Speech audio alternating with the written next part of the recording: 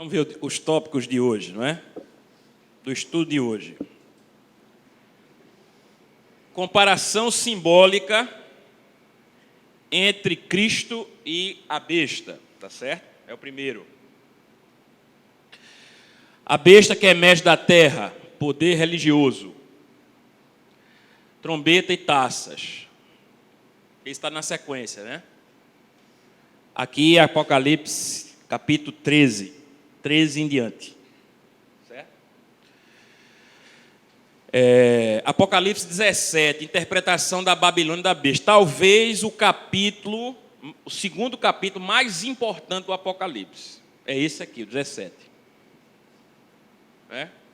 O capítulo mais importante do Apocalipse é o capítulo 22.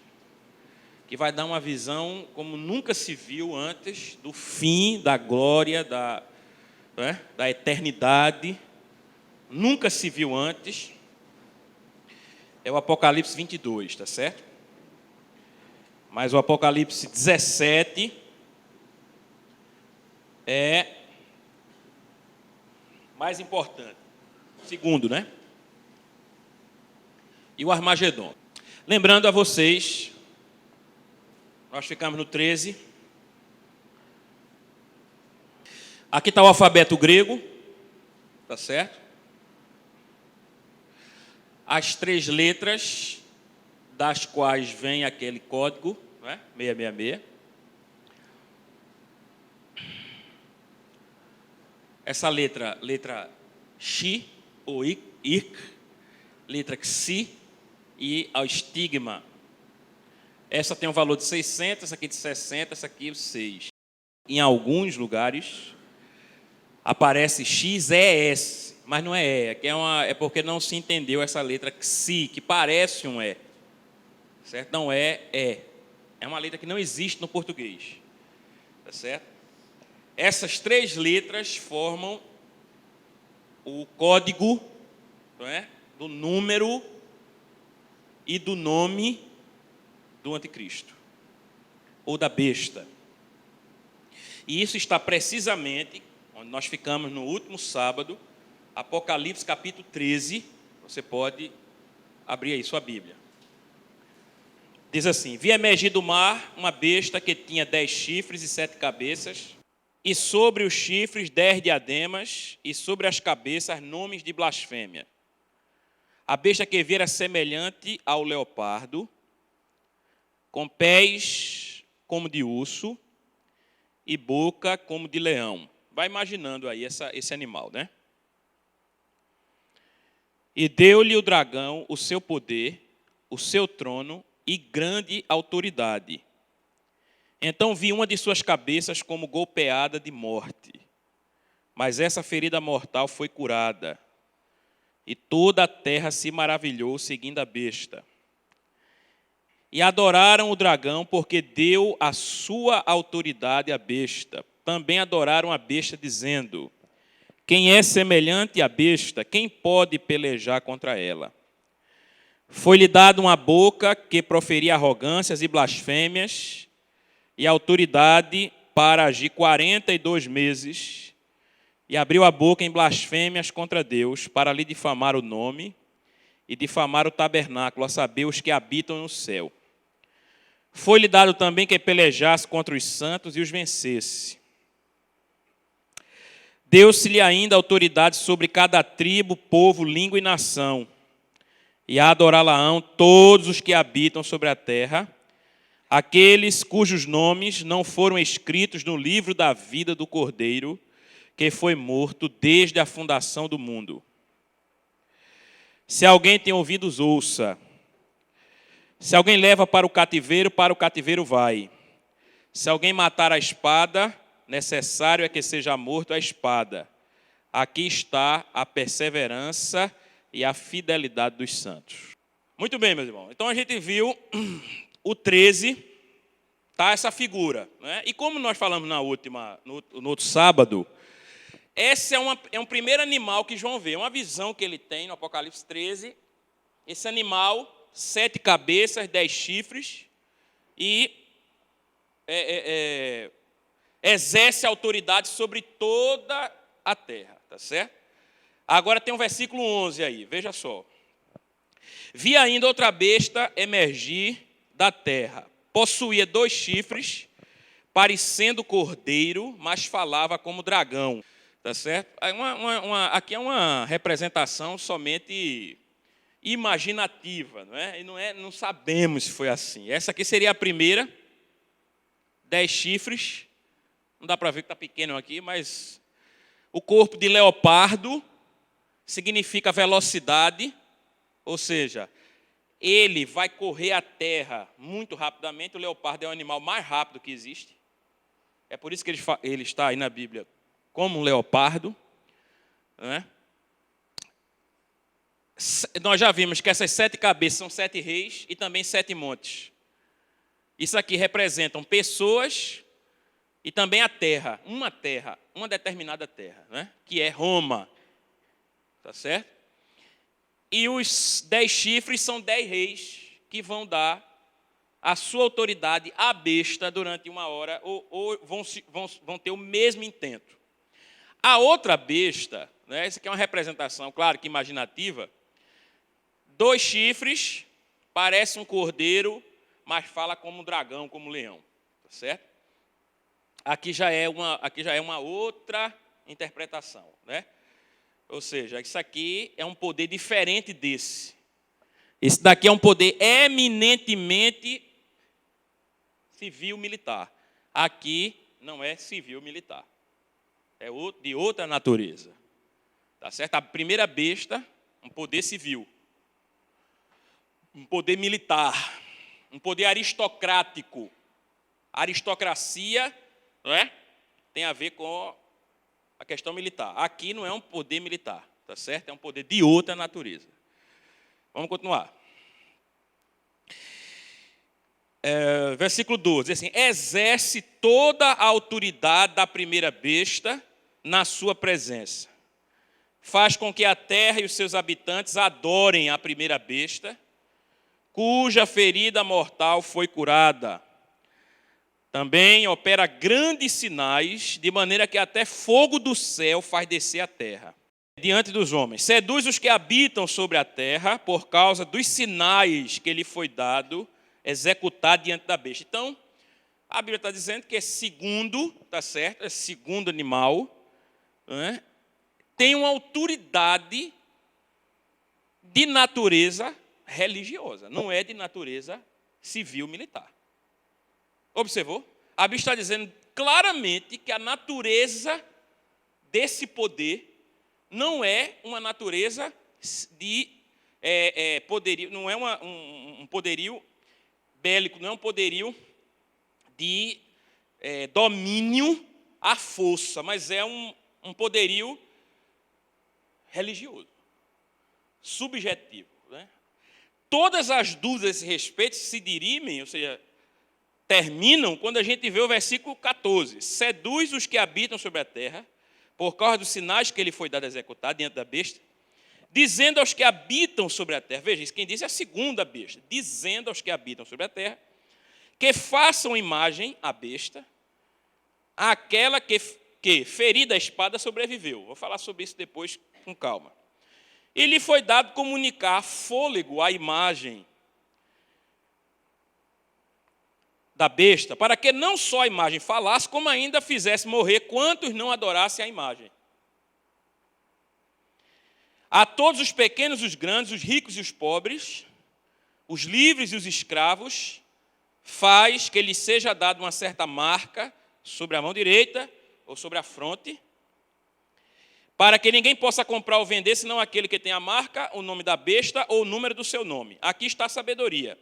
Aquele que tem entendimento, calcule o número da besta, pois é número de homem. Ora, esse número é 666, né? 666, que nós já vimos o que significa. Então, 666 é o número da besta, que a besta faz com que esse número seja colocado em todas as pessoas, para que elas só comprem se tiverem essa marca. É o que a Bíblia está dizendo. Tá certo? Veja, 666, e nós vimos isso no outro sábado, significa, pela tradição latina, tá certo? De acordo com a tradição latina, o número 7 é o número da completude, da perfeição, vamos dizer assim, da obra. E o número 6 é o número perfeito nas partes. Não é um número perfeito como é o número 7. É o número perfeito nas partes. Porque foi na criação de 6 dias que Deus fez o mundo. Quando eu falo de numerologia latina, eu estou dizendo daquelas pessoas que depois dos apóstolos, tá certo? No período latino, depois dos apóstolos, eles deram continuidade à interpretação da Bíblia, que é uma interpretação simbólica.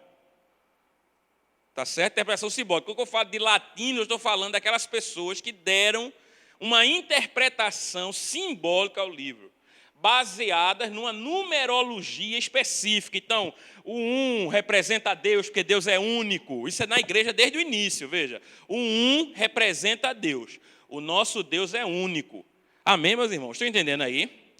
Então, o número 2 representa a criatura.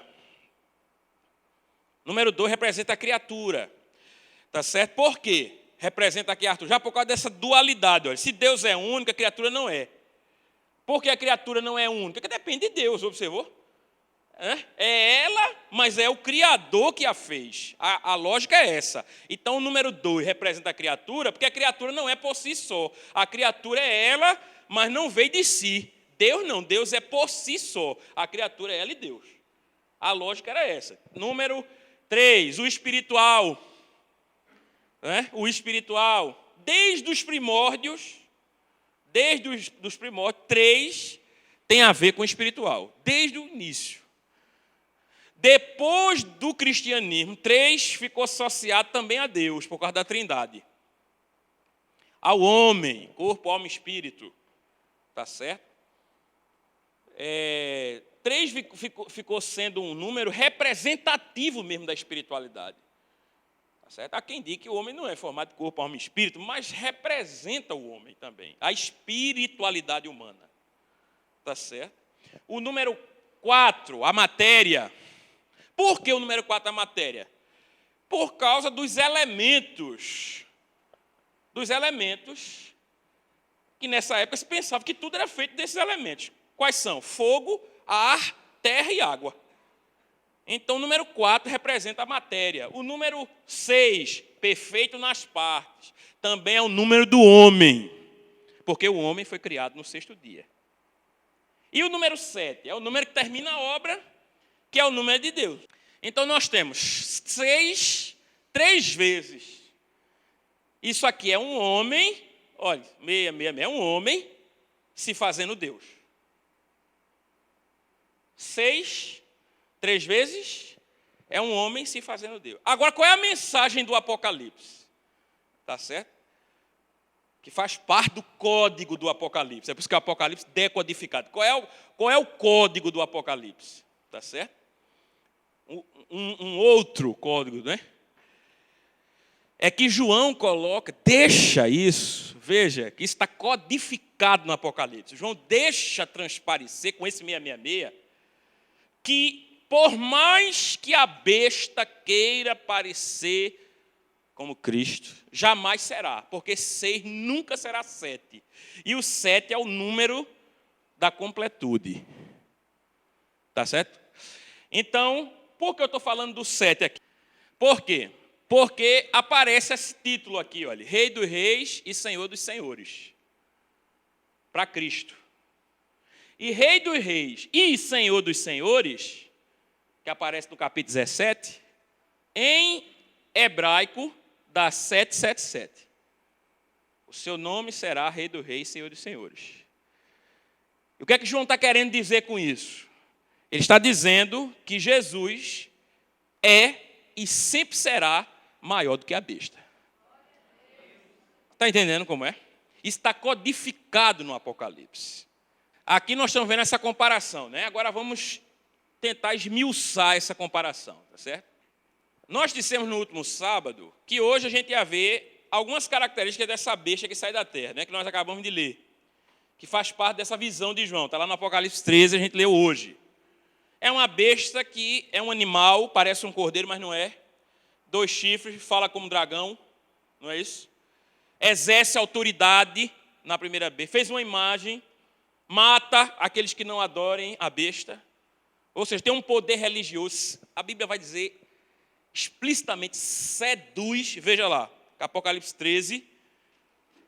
Veja, 13, 14. Como é que está aí? Seduz os que habitam sobre a terra. Diga assim comigo. Quem é seduzido, gosta. Tá certo, meu irmão? Cuidado, viu? Para não colocar somente a culpa na besta. Quem é seduzido, gosta. Ou você acha que alguém está seduzido sem gostar? Ninguém está seduzido sem gostar, não, viu? O que é que você acha? Você acha que a sedução é uma via de mão única? Claro que não. Só acontece em uma mão dupla, viu? Quem seduz e quem é seduzido. Nunca acontece com mão única, não. Quem é seduzido gosta da sedução. Estão entendendo? Então, quando ele diz assim que ele seduz, o que a Bíblia está dizendo? É que eles se deixaram seduzir e gostaram da sedução. Os homens não são indesculpáveis. Tá certo? Os homens não são indesculpáveis. Preste atenção.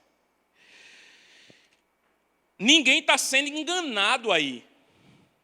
Isso é muito importante no Apocalipse. Eles não estão sendo enganados aí. Estão aceitando a marca deliberadamente. Não há ninguém aqui, botei a marca, mas eu não sabia que era a marca. Não, não existe isso. Eles estão conscientes do que estão fazendo. Tá certo? Então a gente observa aqui que ela opera milagres, que é uma característica de um líder religioso. É um profeta, né? É um profeta, é um líder. É uma personagem que tem influência religiosa. Ninguém nunca ouviu falar de um político realizar milagre. Quando a gente fala que um político realizou um milagre, é sempre metáfora. Tá certo? Não é nunca de fato. Um general realizou milagre. Não, a gente diz uma metáfora, metaforicamente. Agora, quando você diz um líder religioso, um profeta operou milagre, aí você entende literalmente. Não é isso? Ele realizou um milagre. Então, nós, aí, pela construção do texto, não é metafórico isso é literal. Ele realizou ou realizará milagres literalmente. Tanto é que ele vai usar uma palavra no grego, semeion, que é sinais. Toda vez que a Bíblia fala de sinais, está falando de algo fora do natural, acima do natural, sobrenatural. Sempre. Quando a Bíblia fala de sinais, está falando acima do natural. Entendeu? Então ele operará sinais. Veja. O que mais? Age como um líder espiritual. Se ele tem o poder de fazer matar, é porque ele é um líder espiritual. Tá certo? Agora, por que desse líder espiritual? Porque existem dois grandes poderes. Existem dois grandes poderes para o exercício da iniquidade no livro do Apocalipse, na terra, no livro do Apocalipse. O poder civil e o religioso. Esses poderes têm que estar juntos. Olha, o poder civil, eu vou falar sobre isso, como isso se juntou em Roma hoje. O poder civil e o religioso. Tá certo? Vamos nos aprofundar mais nessa questão aí, vamos. Isso aqui é o Apocalipse 17, né? Nós demos um saltinho, Apocalipse 17. é a visão que João tem da meretriz. Vamos lá, Apocalipse 17, abre aí. E o estudo do Apocalipse é assim mesmo, gente. A gente tem que avançar, depois retroagir, avançar de novo, porque não está linear. Tá certo? Não é linear, como é revelado a nós. Tá certo? Diz assim, veio um dos 7 anjos que tem as 7 taças. Você já sabe das 7 taças, que nós já falamos sobre elas, né? 7 taças, 7 trombetas. Nós vamos esmiuçar isso um pouco mais. Então, um daqueles anjos que tinha as 7 taças falou comigo dizendo, vem, mostrar-te-ei o julgamento da grande meretriz. Eu não tinha visto a meretriz ainda. Ele ia ver. Que se acha sentada sobre muitas águas. Você também já sabe o que são muitas águas. Nós já falamos sobre isso. Muitas águas significam o quê? Povos. Com quem se prostituíram os reis da terra. Prostituição espiritual. Prostituição espiritual, viu? Isso é muito comum na Bíblia. Prostituição espiritual é idolatria. Prostituição espiritual é idolatria. Aqui não é literal. Viu? Presta atenção, porque há essa mudança. Às vezes a linguagem é literal, às vezes não é literal. Essa prostituta é um símbolo de algo. Então não pode ser uma prostituição literal. Tem que ser uma prostituição figurada. Está entendido? Se prostituíram os reis da terra. E com o vinho da sua devassidão, foi que se embebedaram os que habitam na terra. Transportou-me o anjo em espírito a um deserto e vi uma mulher montada numa besta escarlate. Besta repleta de nomes de blasfêmia, com 7 cabeças e 10 chifres. Achava-se a mulher vestida de púrpura e de escarlate. Escarlate é vermelho, que era a cor da prostituição naqueles dias. Tá certo? A cor da prostituição é vermelho. As prostitutas usavam a roupa ou um lenço vermelho para que os homens identificassem que aquela mulher era prostituta. Tá certo? Adornada de ouro, de pedras preciosas e de pérolas, tendo na mão um cálice de ouro transbordante de abominações e com as imundícies da sua prostituição. Na sua fronte, aqui na testa, achava-se escrito um nome, um mistério. Babilônia, a grande mãe das meretrizes e das abominações da terra. Então vi a mulher embriagada com o sangue dos santos e com o sangue das testemunhas de Jesus, e quando a vi, admirei-me com grande espanto. O anjo, porém, me disse, por que te admiraste? Dir-te-ei o mistério da mulher e da besta, que tem as 7 cabeças e os 10 chifres, e que leva a mulher. Diga assim, na Bíblia, todo mistério, tudo que está oculto, é revelado. Amém? A Bíblia não é um livro de mistério. Preste atenção, a Bíblia não é um livro de oculto. A Bíblia não é um livro pagão, como os pagãos. Os livros pagãos são livros para iniciados. São livros que contêm muitos enigmas, muitos mistérios, que não são revelados a qualquer pessoa. Na Bíblia não é assim. Na Bíblia nós temos mistérios que são revelados. Mistérios que estão ocultos, que são descobertos. Porque o nosso Deus é luz. A Bíblia diz literalmente, Deus é luz. Amém, meu irmão? Tem nada de mistério, de encoberto. Agora, nós precisamos de ferramenta para interpretar a Bíblia. Tá certo? Porque foi escrito há 2000 anos, esse texto aqui há 2000 anos. Outra cosmovisão, não foi escrito no português, foi escrito no grego. Por um judeu. O mundo era outro, quem dominava era Roma. Veja, é outra realidade. Tá certo? Mas não tem nada misterioso aqui. Aí ele vai dizer qual é o mistério. Versículo 8. A besta, o animal, né, que viste era e não é, e está para emergir do abismo. Está para emergir do abismo é o que ele viu lá no versículo 13. Veja só, no capítulo 13. Veja como não é linear o Apocalipse. Veja como, quando você vai para o 13, volta para o 13. Deixa marcado aí, volta para o 13 rapidamente. Versículo 1. Olha, essa visão que ele tem, que ele bota no 17, veja, tem a ver com a visão do 13, veja só. Como é que ele diz no 13? Alguém lê alto, por favor. 13, 1. Vi emergir do mar uma besta que tinha 10 chifres e 7 cabeças, e sobre os chifres 10 diademas, e sobre as cabeças nomes de blasfêmia. Ok? Vi emergir do mar. Aí o anjo está dizendo no 17, ó, essa que vai emergir. Mas já havia emergido no 13. Porque o relato é não linear. Então, volto para o 17. A besta que viste era e não é, está para emergir do abismo e caminha para a destruição. E aqueles que habitam sobre a terra, cujos nomes não forem escritos no livro da vida, desde a fundação do mundo, se admirarão vendo a besta que era e não é, mas aparecerá. Aqui está o sentido, que tem sabedoria. As 7 cabeças são 7 montes, nos quais a mulher está sentada. Então, claramente, são 7 montes. Olha, as 7 cabeças são 7 montes, nos quais a mulher, que tem essa inscrição na testa, embriagada com o sangue, né? Com as abominações, tá certo? Se são 7 montes, isso aqui também representa uma terra, um lugar. Essas são 7 montanhas, representa um lugar. Ok?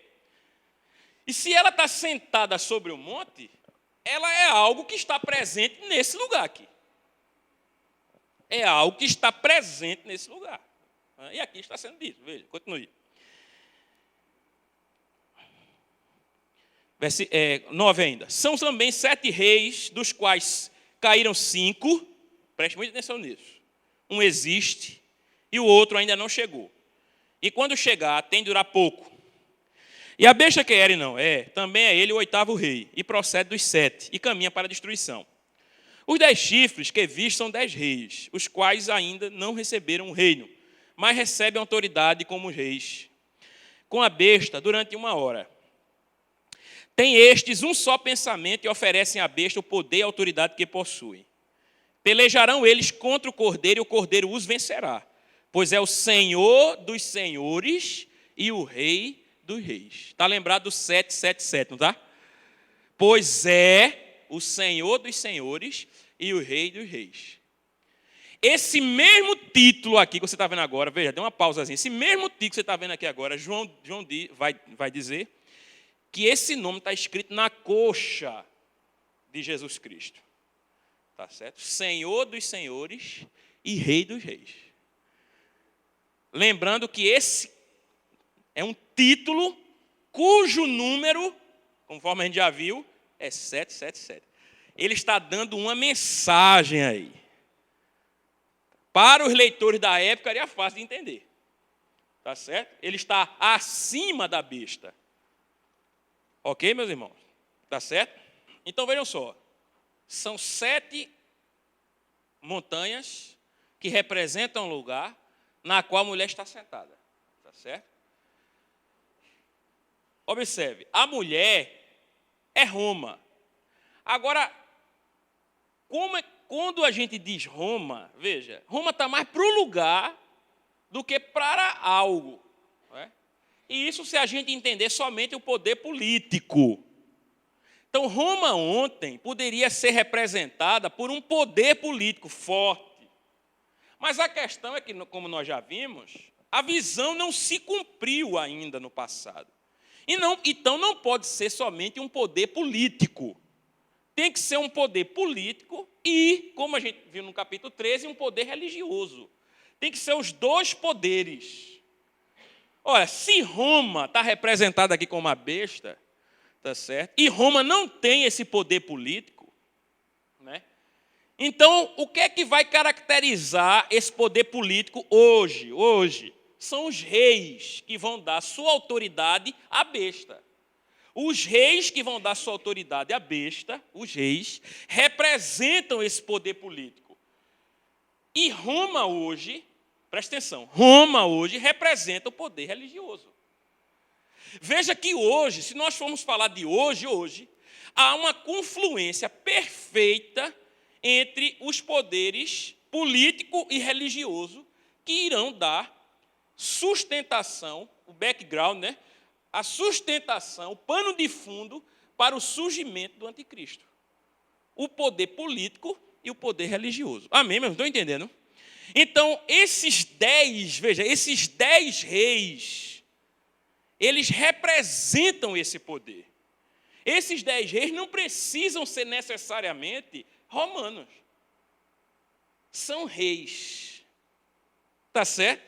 Eles representam hoje esse poder civil. E o sistema, observe, o sistema que vai estar personificado aonde? Em quem? Na besta que tem 2 chifres, na outra besta. Tá certo? Personificado. Esse sistema, ele é o poder religioso. Então nós temos 2 poderes, olha. O civil e o religioso. Tá certo? Vamos continuar a leitura do capítulo 17.